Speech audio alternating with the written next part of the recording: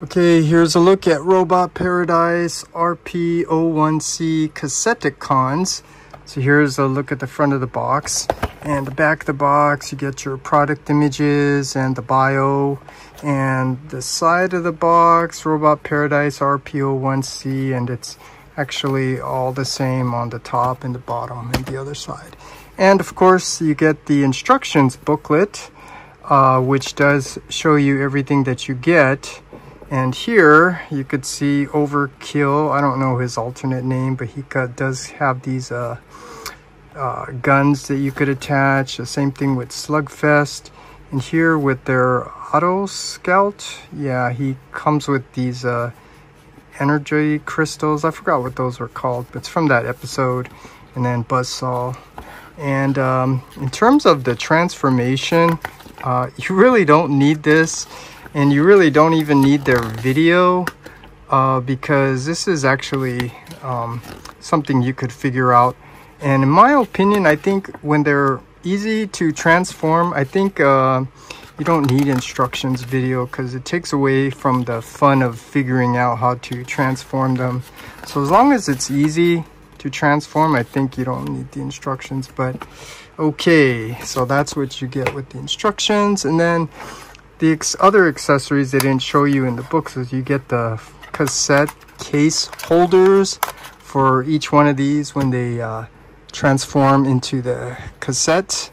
And of course, last, my favorite, the bio cards, but it's forever going to be done in that credit card shape. But at least they simplified their bio so you can actually read that a little bit. So that's kind of cool. And they are different bios for each one. So that's something to point out. But yeah, these are always my favorite. Nice to add to my collection. So that's everything that we get. So now let's take a closer look at these guys one by one. Okay, first let's take a look at Buzzsaw. So here's just a quick look at Buzzsaw. All around, you could see they did a really nice job capturing the toon aesthetics, and has that nice paint finish, good weight because of the die cast. Yeah, nice sculpt. They did a really nice job on this figure. And in terms of the articulation, you do get a good amount of articulation with the wings, so that's kind of fun to mess around with. And also his feet. They can't go up and down, rotate, so good. And up here, the little feature, first look at that little nub. That was really nice that they made it easier so you could pull up that little scope. So that's cool. And I point that out because you'll see on the other figure, they kind of maybe overlooked the little nub for the mouth to open. So I'll show you that later. But anyways, this is really nice. So now let's do this. Let's compare this with the animation model and see how well they captured the toon aesthetics. So you could see for the most part they did a nice job. I'm focusing on the wings, so I'll show you when I compare it with the other figures. But you can see it has two yellow spots there, and this little gray area is, I think, is a little too long. But that's just a consequence of the way they designed the figure. You could see the back's pretty much the same. Overall, they did a really nice job. So now, in terms of comparison, let's compare this with the Takata version. And you could see these both look good. And I'm telling you, the Takata, even though this is an older figure, I think this is still a really nice figure. And the wing, I'll point out again, you could see how they have the two yellows, but the gray area in the middle is not so wide like on Fans Toys. And this is the older Masterpiece style, so if you could see, they do have like extra sculpted detail here, which is not toon accurate, but you know, it just makes a figure look a little bit more interesting. Even on the top, you see a little rectangle shape there. But anyways, just a quick comparison, and just letting you know that both of these figures are great. So yeah, it just depends which one you prefer. And for one more comparison, let's bring out the is it the Mastermind creation, Ocular Max? I know a lot of people seem to really like this, and I could tell you, yeah, it's cool because you know, it's more intricate in design. You know, there's more articulation and stuff like that, but you know, it's too big, like everyone knows. And for some people that doesn't bother them, but for me, because I'm focused on tune accuracy, scale is also important. So he's just a little bit too big, so have to figure out where these figures are gonna go. But I'll point out, you remember I told you the 2 yellow and the gray in the middle? Well, this one, there's 3 yellow shapes, so this one is not very tune accurate. And this one also has all this extra details and stuff, and yeah, so I mean, it makes it look interesting, but it's not tune accurate. So as nice as this is, I actually prefer the Fans Toys version. But I'll say again that the Takata version is still really good, easier to transform also. So yeah, it just depends on your preference. So that's a look at Buzzsaw. Okay, here's a look at Autoscout. And let's take a closer look, and you could see the nice metallic paint. The blue and purple look really nice together. You get some accent paint here for the light, and you get this rotating antenna bar here, which is kind of cool. And you also get this armature grip thing, which is made out of plastic, kind of like a bendy one. So kind of have to be careful how you manipulate this. You don't want to actually accidentally bend and break it. You could see here he's holding that broken piece of the colonium crystal. So yeah, it's really cool, and it does have wheels, so it does roll.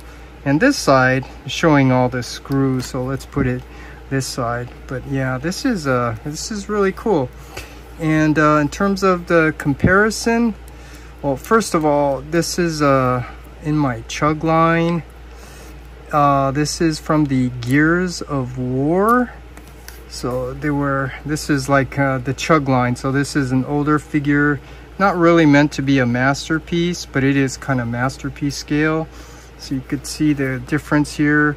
This one's obviously more tune accurate. This one, you know, they're just kind of making up their own colors, but it's kind of nice. You have a dark and light purple. Doesn't really work so well because this antenna bar here, it's kind of hard to get out once you do that. And as I say that, I easily get it out. And it does come with some crystals, which are not tune accurate, but it is this nice orange color. So yeah, that's kind of cool. And I actually spent a lot of time trying to find my KFC version, and I can't find it. And I know I got it because the only way you can get the rewind figure is when you buy that set. So I can't show you that, but you know, so some images here of that, and you could see the difference there. But it's okay. This is now going to be my official masterpiece Autoscout. And here's a look at Overkill. So here's just a quick look at him all around with his shoulder gun cannons, whatever you want to call them, which is nicely chrome plated, kind of representing the G1. So yeah, it's really cool. And you could see how they handled the details here with the mouth, the red and the silver teeth. Really nice attention to detail. Very tune accurate with all the details and stuff. So yeah, let's do this. Let's compare this one with the animation model, if you will stand.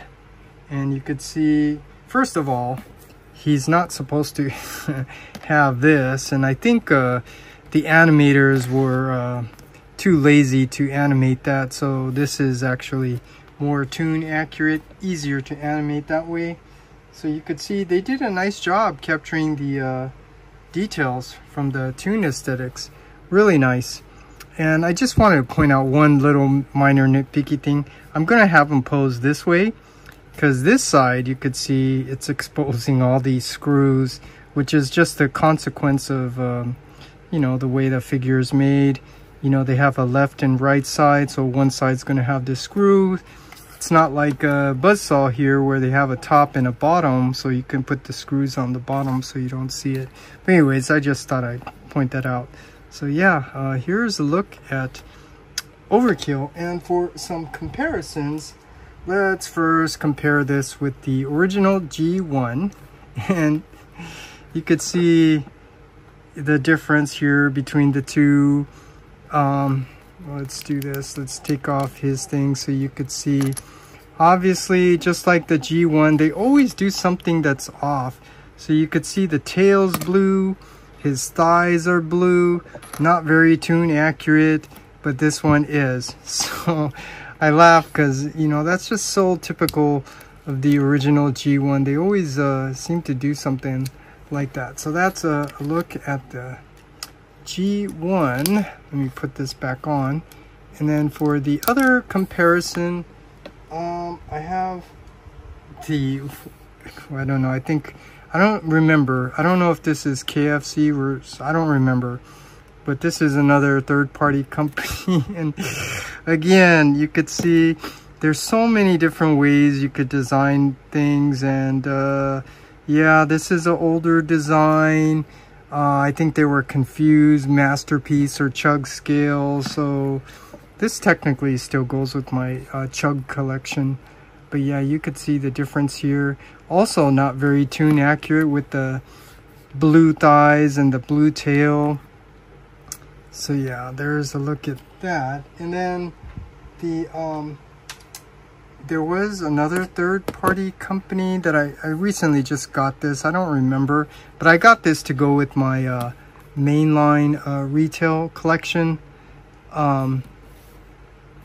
Yeah, this looks like a little kid's toy. It kind of looks like a little kid's cartoon version. But yeah, there's just a look at that. And then Hasbro, they did their mainline retail. I forgot what this line was called, the Titans class or something. But this is the one that had those gimmicks with the headmasters. So this one was technically like a headmaster thing that you could kind of put in here to form his arms and his jaws. And yeah, let me try to get this all back in here. So yeah, this was actually a kind of cool concept, but not very tune accurate. But you know, trying to collect also the mainline retail, you know, I had to get it knowing that we were not going to get a Slugfest. And sure enough, we didn't get a Slugfest. I mean, I think some people already know the way Hasbro works, so you can sort of anticipate what they're doing. You knew they were going to not give you the Slugfest, but that's why I got this. So I have the Slugfest with this. So anyways, here's a look at Overkill. And last, here's a look at Slugfest. So you could see, again, with the nice paint finish, the die cast feels really good. So really nice figure. And I know one of the concerns a lot of people had, including me, was the color. It was kind of like a yellow, but now you could see he does have kind of like that vomit green color to be more tune accurate. So they did a nice job there. And I'm going to tell you, I think their Constructicons, the purple color people are complaining about, I think it's going to be more tune accurate. I mean, that's just what, you know, they're doing as their prototypes. But yeah, you could see it looks really nice. Some articulation with the tails, kind of cool. And here I'll point out a couple of things. So here, you know, his mouth is open, but when you close it, man, this is really hard to open, because I was telling you, they did not give you a little nub on the bottom to help you pull it open, like I was telling you with their Buzzsaw, you could see the little nub on the top of his head. Makes it easier to open this up. They should have done something like that on the bottom here, but they didn't. But the other issue, a major issue, is like this horn here. Trying to transform this, trying to get all his neck piece nice and flush is hard because this horn piece keeps poking you and it really hurts. So yeah, they could have probably just made this fold in and then fold out, but yeah, they're trying to save costs, so they just molded one piece. But as a consequence, just letting you know, this thing, you have to be careful. You can hurt yourself right there. But other than that, you know, just a typical amount of articulation, nothing special here. No rotation going out on the arms or the legs, but you don't really need it. So in terms of comparison, let's compare this one to the animation model. And you could see that, yeah, for the most part, you know, they did. But first, we need to take this off because the same thing, animators were too lazy to draw in these weapons. So you got to take these off. And then you could see, like I said, for the most part, they did a nice job capturing the toon aesthetics. It's just here, this sliding piece. I don't know, I think maybe they could have designed something a little bit different so you don't have this piece showing up here like that. Maybe you could have had more room for a larger Decepticon symbol.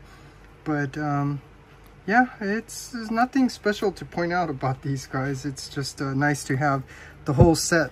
So here's a look at that Slugfest. And in terms of the comparison, so let's see, let's first bring out,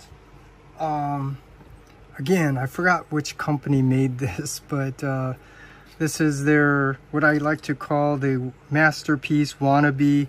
It's technically still a chug with, you know, their own design and stuff. The colors are also definitely off here. It's a little bit more brighter, more kind of like a kid's toy. And then, you know, these are painted silver, doesn't have that chrome finish. But yeah, here's a look at that. And then, I forgot, I forgot the name of these companies. But here's the other version that I recently got to go with my mainline retail. And you can see the difference here. Again, the colors are just so off. So I guess that's one of the big positives with this. This is a masterpiece scale and the colors are more toon accurate. Plus you get the nice die cast, not die cast, the chrome plated missiles here. So it makes it look much nicer. It makes this look more like the original G1 toy, which, let me get that. So here's the G1.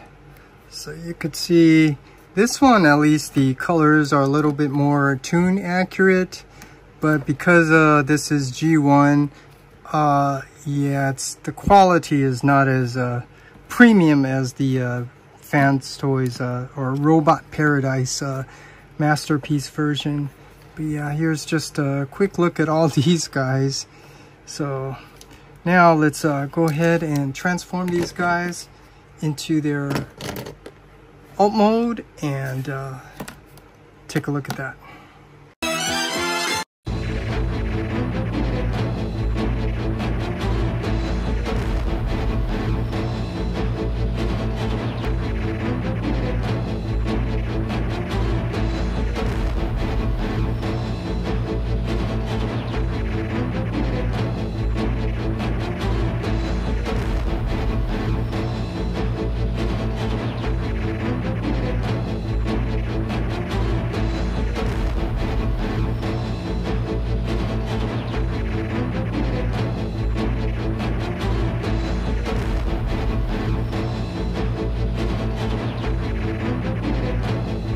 Okay, here's a look at them in their alt mode, and there's really nothing special to point out other than, you know, these look really nice. They're nicely painted, has good weight because of the die cast.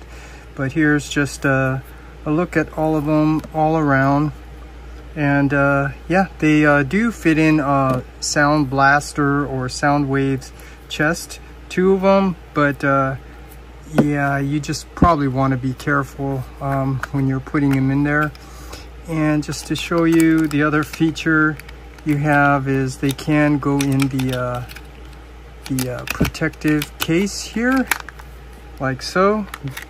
Here you just kind of have to make sure you get those little prongs into the hole. It doesn't go in this way. So yeah, like I said, there's really nothing special to point out about the alt mode, but that's a look at the alt modes. Okay, here's a look at them all back in robot mode, and you could see all together along with their other teammates, this set looks really nice. It feels good too, because now I have a complete set of all of Soundwave's minions from season 1, 2, and 3.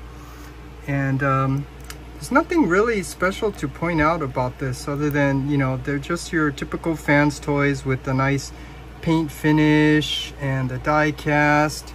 But there are some issues, like I pointed out, you know, the horn here makes it really painful to transform, and it doesn't have a nub here, so opening his mouth is a little bit difficult.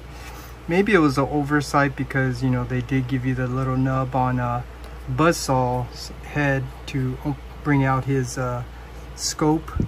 But yeah, overall, like I said, this feels really good to have a complete set.